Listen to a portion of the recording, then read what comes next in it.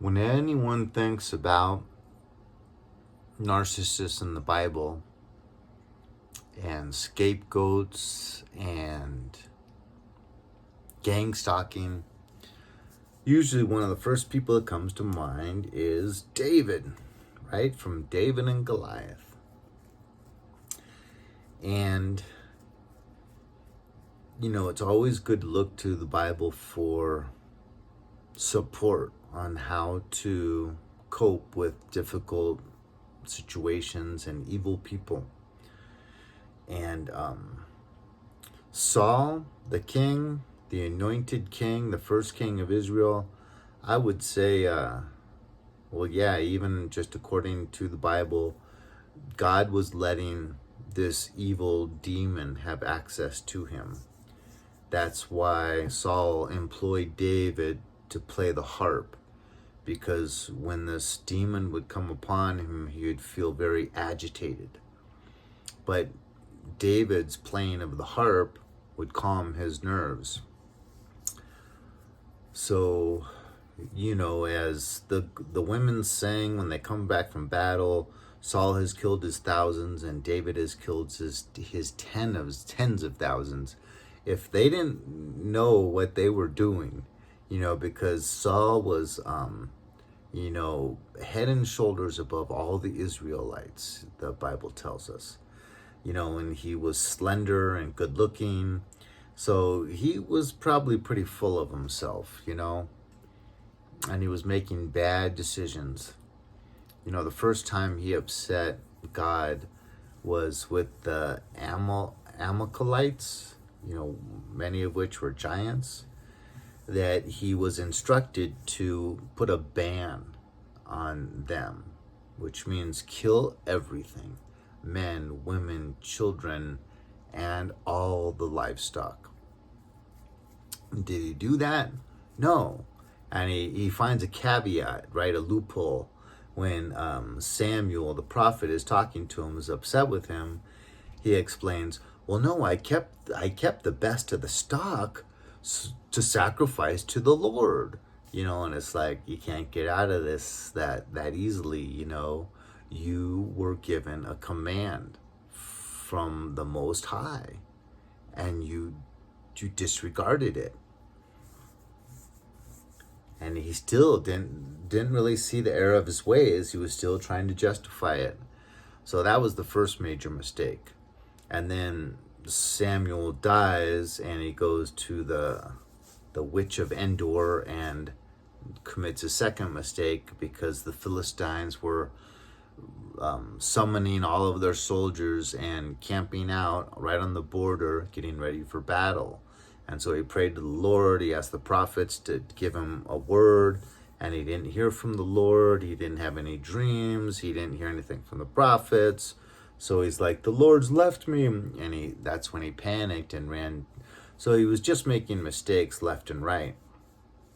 But, for a long time before David decided to take his 600 soldiers over into Gath, under the king of Achish, or something to that effect, got permission to stay over there.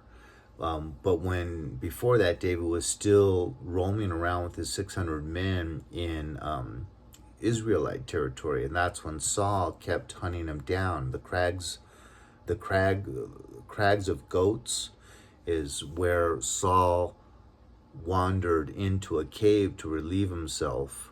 And that's when David's men said, look, the Lord has delivered your enemy into your hands.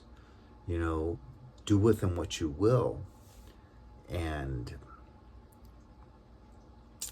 David always said, no one should take the life of God's anointed. God anointed this person. He should either just die from natural causes or die in battle.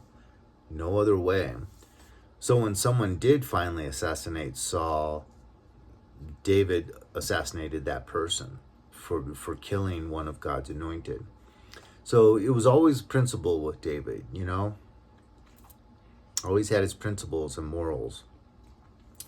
But what did Saul do? I mean, what did David do when Saul was in the cave relieving himself? He spared his life. So he cut off just an edge of the robe. And then as Saul was marching back to where his men were, he comes out of the cave and he goes, "Look, I could have taken your life, but I'm not about killing one of God's anointed." And of course, he praises him, calls him my son, always calls him my son while he's chasing him around, trying to kill him. My son, come back, I won't harm you. And David's got a little too much discernment for that. But then he spares his life the second time. Everyone always remembers the first time in the cave, cutting off the corner of the robe, but everyone forgets the second time. And that is, begins with an A. So one of the people with David sneaks into their camp at night, and they see Saul sleeping there with Abner, his second in command. And the spear is, Saul's spear is shoved into the ground right by his head, with a big water basin by his head as well. And so they both, they take those two things, the water jar and the spear, and then they go across, there's like a valley, and they go on the other side of the valley, and then yell out to Abner and say, you guys should be killed. You're supposed to be guarding God's anointed. You have God's anointed king right there, and I could have just taken his life again. Here's his spear, here's the water jar he had by his head, and you guys just slept soundly. You're unworthy. You're worthy to be killed. And so after he said his piece there, then of course Saul wakes up, recognizes David's voice, and says, "My son David," But then David says, "Send over someone to get Saul's spear, and we'll call it a day." But it goes to show you, with like our gang stalkers, we really shouldn't think about, we should try to be like David and always be answering our morals and having some scruples. I just had someone come by here that is someone that drinks way too much and someone that lies regularly. And this guy's always trying to get next to me, and he'll use anything he can to just spend time in my presence. It's kind of strange, and one way he always does it is, "I need help, I drink too much, I need to get right with God, I have wife problems." And he just always is just kind of using that as a ploy to try to spend time with me. And to tell you the truth, I'm kind of tired of it, because he's just a liar. He says he's a lawyer, and he's like 23 years old, and he doesn't have a job, he has no money. It's like, you're not a lawyer, stop lying to me. But he came by, it's really cold outside, and it's like in the 30s. And he knocked on my door. It's like 9:30 when he came by. It's like 10:30 now. And he says, "I locked myself out of my apartment." And right away, I know he's lying to me, because these doors, they only lock from the outside. You cannot lock yourself in your apartment. And he says, "My wife's working at the hospital and she won't be off till 3, but I'm freezing out here. All I have is this little sweater, and could I come in?"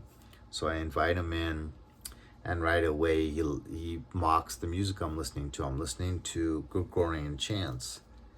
And he's like, "What were you doing?" I said, "I was reading." He's like, "Oh, what were you reading?" I said, "The Bible."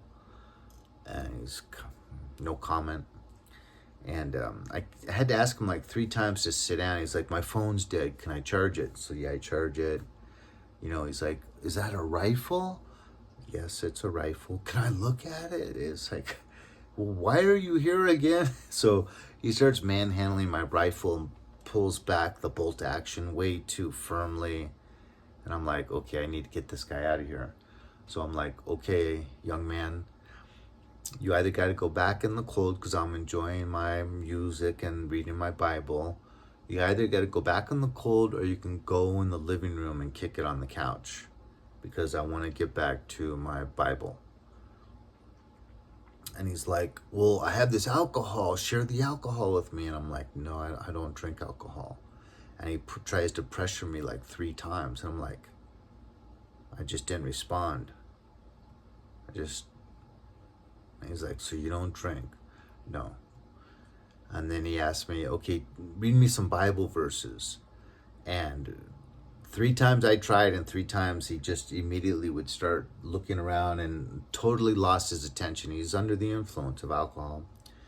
And so then I had to say it for the 4th time. I need you to go back outside, or you can stay warm in the living room. Well, I haven't eaten all day. I'm really hungry. Could you please feed me? That's like, dude.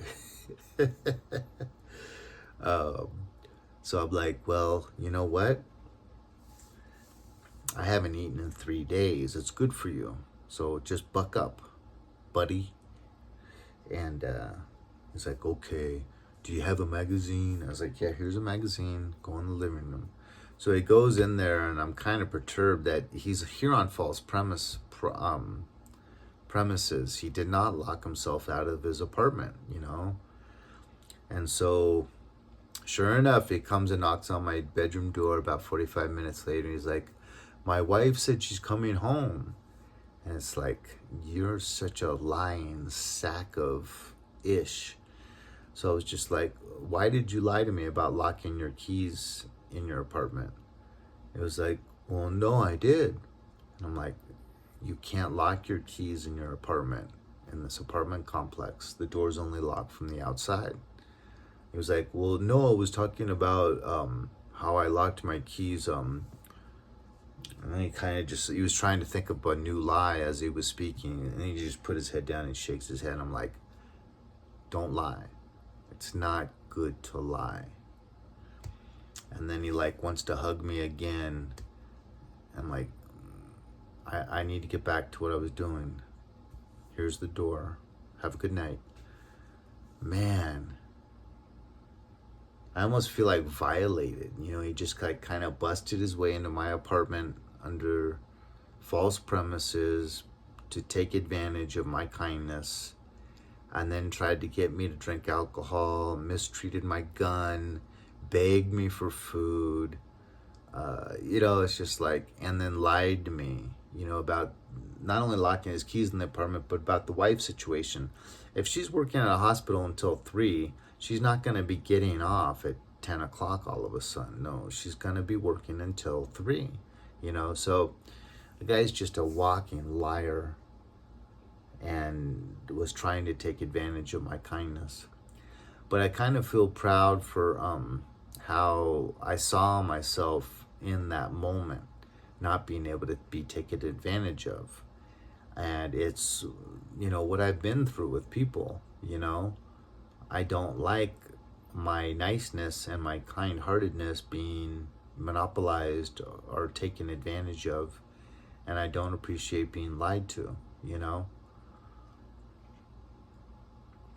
It's really not that hard to just tell the truth all the time. But this is one of these people that, is just constantly lying.